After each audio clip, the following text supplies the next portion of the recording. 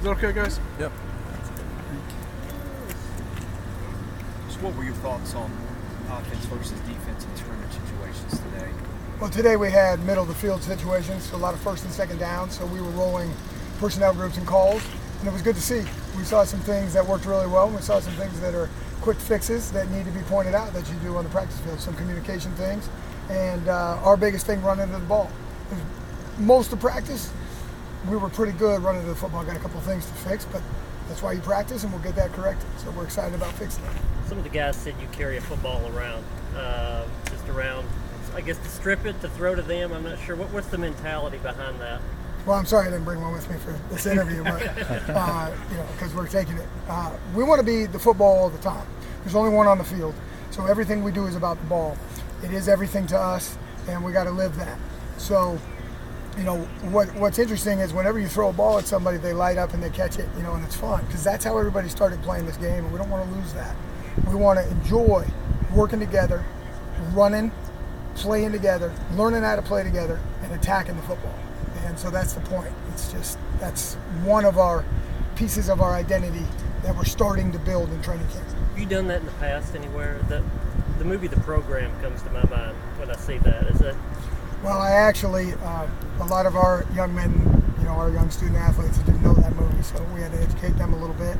But, classic football movies are great, and sometimes you can learn from them. So, yes, there's a few good scenes in that movie about the ball, but we've done that wherever we've been, me, Coach Mason, a lot of the other coaches. Stopping the run between the tackles has been an issue at times that I've seen. What can you do to get better at stopping that? Well, number one right now, we're working on learning how to strain. We need to get better at using our hands. We have them for a reason, and in football, that is to get extension and get off of blocks. I thought today was a good piece of that. We had some real good examples, and we had some other examples that we're going to get better at because we're going to see it, and we're going to say, hey, here, get extension sooner and get off of this block. So number one is using our hands. Number two is learning how to play with pads. So it's great today to start into some of the runs and play action passes on base downs that we're going to see. So it's how we play, how we fit as a defense, but most importantly is we got to finish the down unblocked. That's how we word it. There's times where it's not perfect, but by the end of the down, we need to be off of the block and chasing the ball. I believe you talked about this earlier today on the radio, but Mariucci, Bill Walsh, and T.O., what were your interactions with them? What kind of influence those guys have? Oh, they were great. What a great place to start. So many things to learn with Coach Walsh still being in the building. A lot of just overall how to run an organization or to approach football. With Coach Mariucci, of course, the West Coast offense, his energy, outstanding football coaching way to come up. T.O. is amazing to watch him work. When he caught the ball, he finished.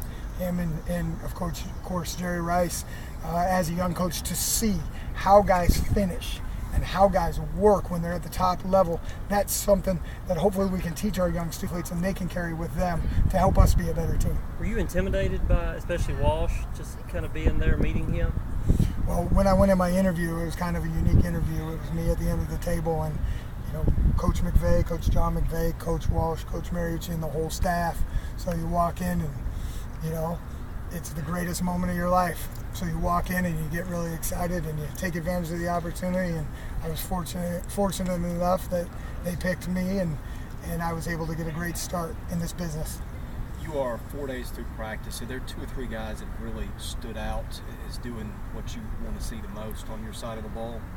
I think our guys as a group are starting to learn how to really run and attack the football.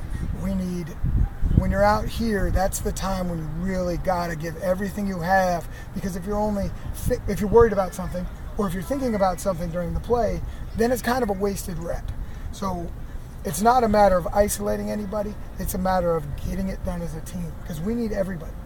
In this conference and really in this world of football now, you need everyone on your roster. So we're just trying to grow them all, and it's all competition. So we're going to let all that fall out. We're 4 days in. We want them to run and go. And you know what? If they make a mistake or don't communicate right, we can fix that. That's what we work on together, coaches and players. So it's about how we're running and what we're doing together. Thanks, Jason. Jason, Thank you. Who are you a fan of?